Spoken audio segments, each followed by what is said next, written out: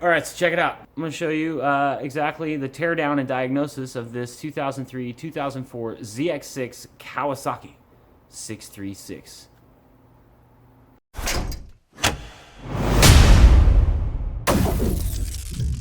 If you've watched previous video on dropping the engine out of the 2003 and 2004 ZX6R, if you did watch that video and you were like, well, whatever happened to this bike? What's going on? Like, well, we dropped that engine to see what was going on, and it was throwing some rods and stuff, and it was not good. It was bad. So the engine was toast, and the guy that owned the bike is a friend of mine and decided that he's going to get a replacement engine. He did pop the engine in the bike, and in fact, it wasn't a quick shifter problem, it was a transmission problem. Without further ado, here is what we are doing. Obviously, at this point, if you haven't drained the engine of any fluids, you're gonna wanna make sure that you've done that. So starting with everything up top, I'm gonna start with just removing the stick coils. If you haven't already removed the stick coils, get them bad boys out of there.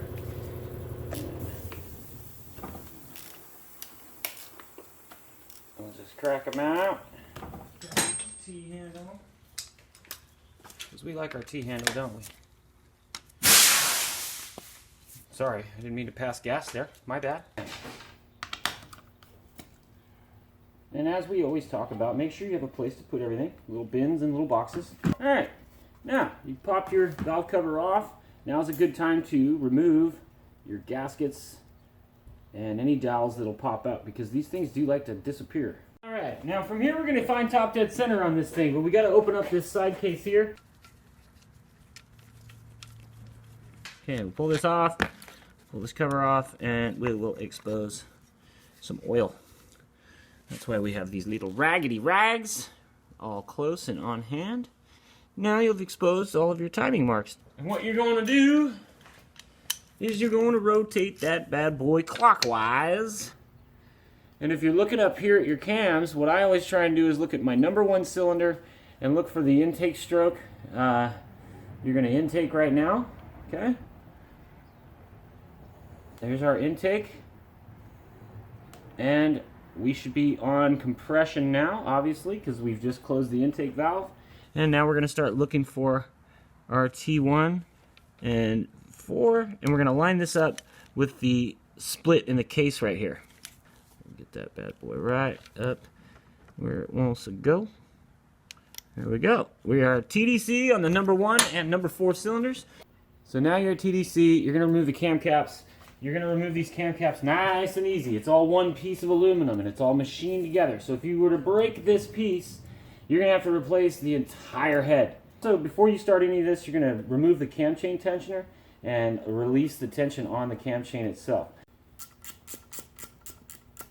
Okay. Get in there. There it goes. Tensioner's out. Now we're onto these cam caps. So just start cracking them loose, little at a time. Go down the rows nice and easy, half and quarter turn at a time until they're all the way up.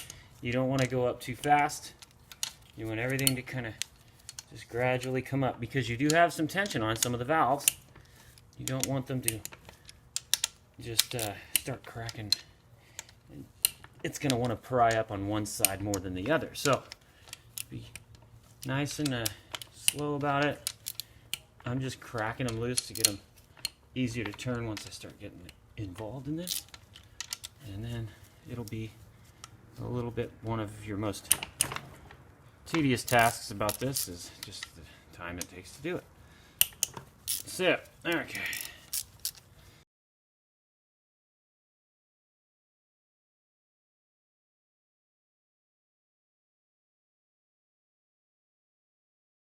And then there you go. Cam caps are out. Set them bad boys aside. Now what I'm going to do is I'm going to actually pull the cams. I'm going to leave the chain dangling. We're going to just take the whole thing apart. But I'm going to remove the head and put the cams right back in and put the caps on it so that we're not going to just lose anything. We just want to make sure it's all stayed together. First things first, you want to put a nice soft surface down so that when you set this down on something, you're not going to scratch up the mating surface between the cylinder head and the cylinders themselves. If you scar any of that up, you could have a big problem, and it may never be right unless you get it machined. So be really careful about not scratching any of these mating surfaces. And here we go. We're just going to pull out the exhaust cam, set it aside, and then we will pull out our intake cam, set it aside, and like you never usually do, I'm just going to let that fall in there because I don't need it right now. We're going to untorque our, we got 2, 4, 6, 8, 10. What is that? Oh, the other two are on the outside and the exterior, and you have a small number 5 Allen head bolt over here, and we're going to just take all of those up. You will have to get some long-handled good breaker bar to get those off.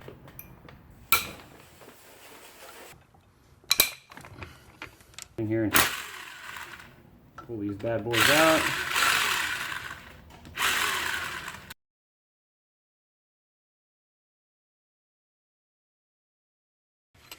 Pull up the bolts with the washers. Make sure you don't drop the washers in there. Next, you're going to remove this bolt and your chain guide bolt here.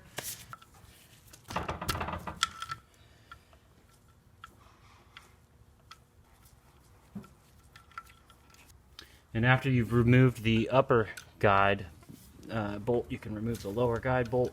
Once that's out, you can, and don't lose the collar, then you should be able to reach up there and pull the cam guide out. There we go. There we go. Okay, now at this point, your head is basically ready to come off. Do a last minute check around the entire seam and make sure that you've got all of your bolts removed. You should have everything removed around the entire edge. You should have 2, 4, 6, 8, 10 of your main head bolts removed.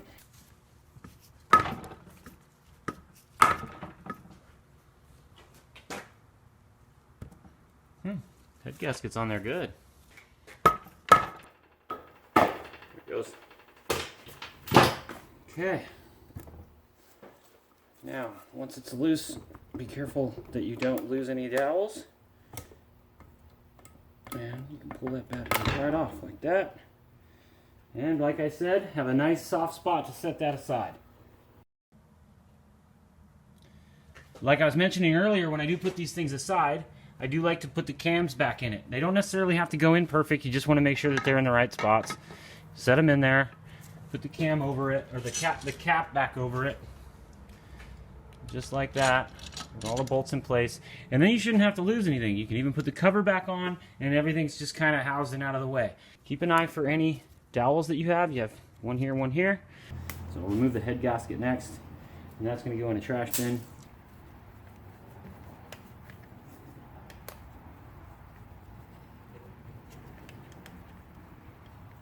From there, you can just grab the cylinders, start to work them off. And again, watch for any dowels. And your pistons are going to want to grab onto it a little bit. And just move everything out of the way as you come up straight, and you should pull them right off. And then remember, like I said, drain this thing out, make sure that it's clean, and then dry everything off. And we'll blow this out with air as well, but for right now, we're just going to get it out of the way and get it dried up. Now, since we're going to be removing and we're going to be splitting the case, while I'm here, I'm going to go ahead and remove the pistons. And before I start doing that, when you remove these clips, I always try and remove them from the side that is easiest to put them back on in. We will keep one little baggie for the baggie time. We will put a little clip in the baggies, okay? And when you get these things out, they're going to want to fly away. So don't let them fly away.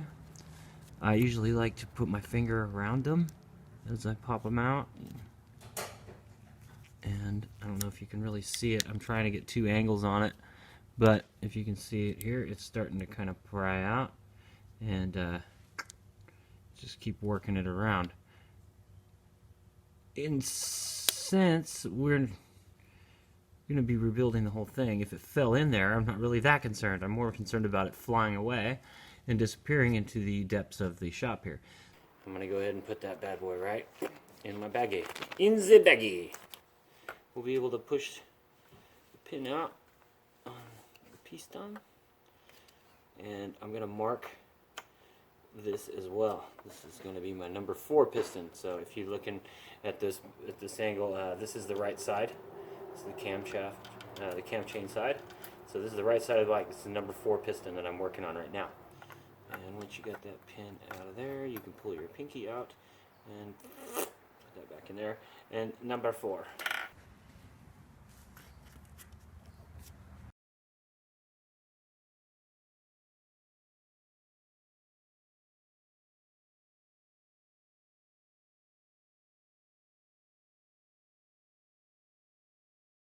So we're about ready to get into cracking the case now, but we got to get the side covers off. So first, you can decide whichever one. I'm going to start with the stator cover side.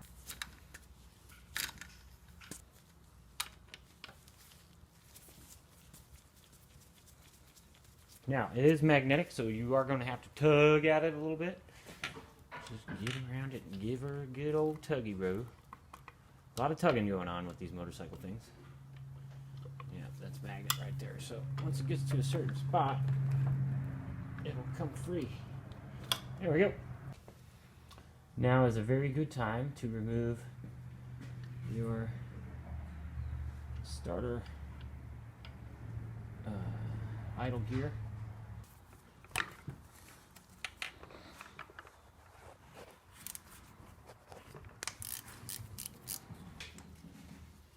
Next, we're going to take off the water pump. No.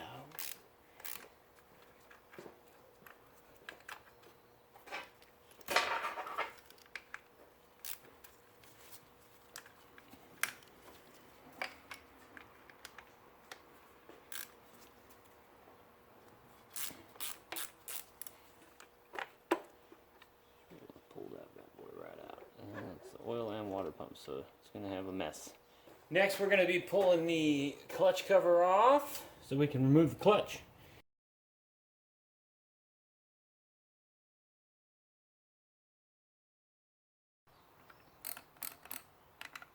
Just enough to hold it in place. There we go. Once they're cracked loose, you can kick them loose.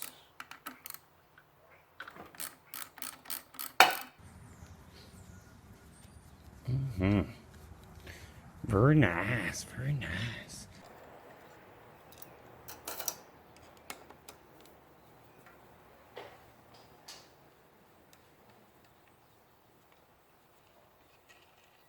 Okay.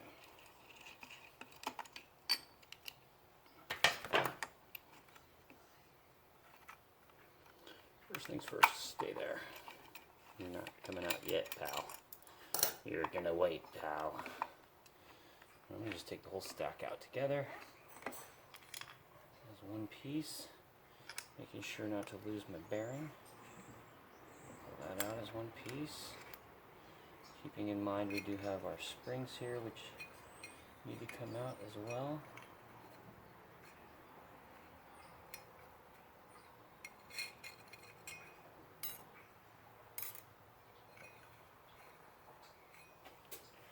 And can I get it with that?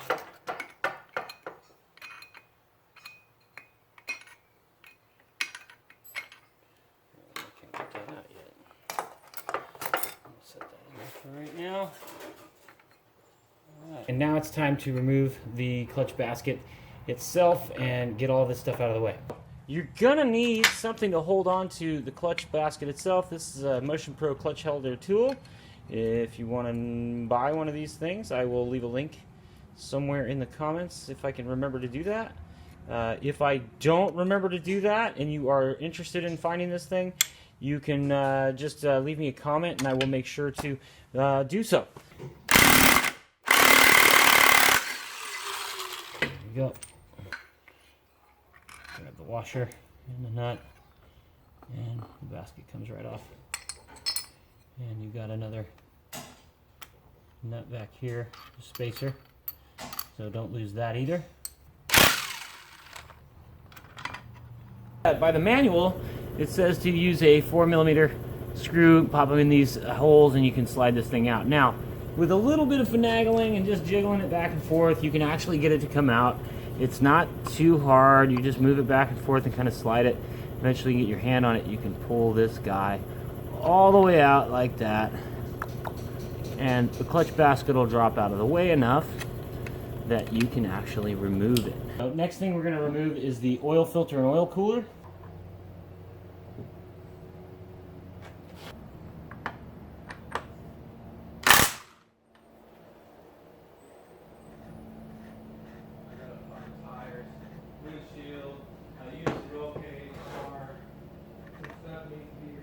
So I figured I'd just build a roll cage for you. Yep, I remember but I could build a full cage, I can get a cage for $300 and do like a full roll cage. I'm thinking I'm gonna do the same size Case bolts. On the upper half. Remove the oil pan.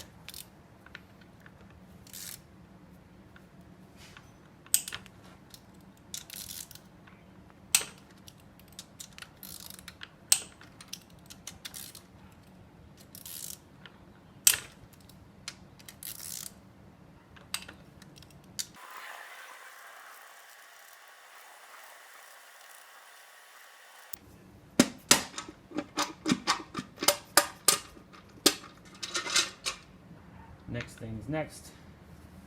You're gonna pull out these little guys right here. These are just oil lines. Be careful with them. Just pop them out. The next thing we're gonna have to do is we're going to be removing our case bolts down up in these yonders.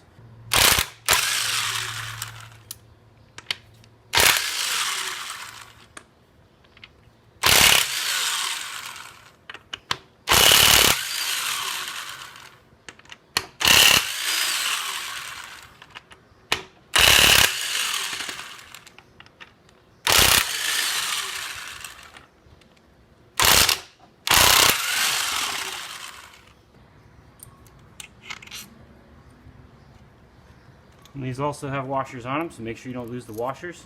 Next, we're going to remove this little oil pipe here so we can remove the shifter. So we'll just get this out of the way. I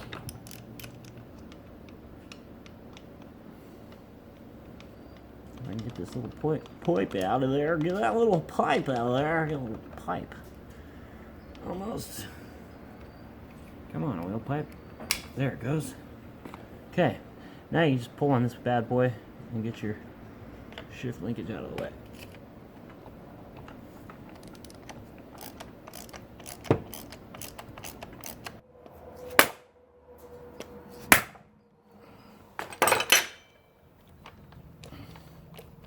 Gotta remove that little keeper there. Go through and double check all of your bolts. Make sure you got all of your bolts removed, because it ain't really gonna budge. Now this case has been apart before, I can tell you right now, because that is some gross ass, not factory seams right there. So.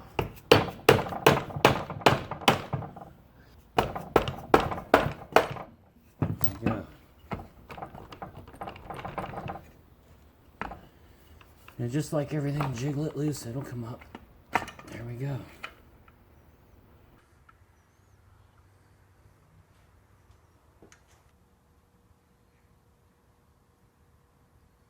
We are down to the shift forks and shift drum, and I've already removed this shift fork. It's really super simple. Once you've gotten this thing, those keepers apart on that side, you can basically get in here and just remove these rods, and then grab onto the forks and just bring them out, and then the shift drum as well. Everything's going to want to come with it, so you should be good to go.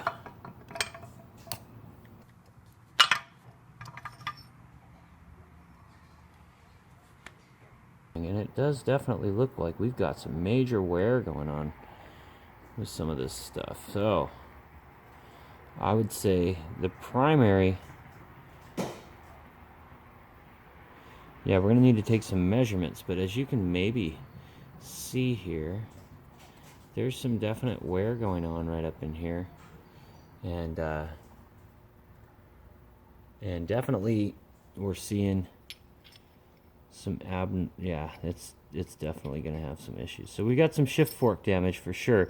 We're going to spec them out, but for now, we basically are down to the transmission. We're down to the shift forks and the shift drum, which is probably the problem. And I'll go through and we'll inspect the gears, which I've done a little bit of a visual on, and I don't see anything going on with any gears. However, we never know. But what I'm seeing a big concern with is this scarring right here. You get some pretty good wear going on these ends here, which ride in there. And then this is a big cause for concern. So we're getting some rubbing. So we got some clearance issues most likely. These are just worn down to the point where we're going to need to replace them. Make sure we got them in spec. And there you have it, everybody. We just finished. Everything's good.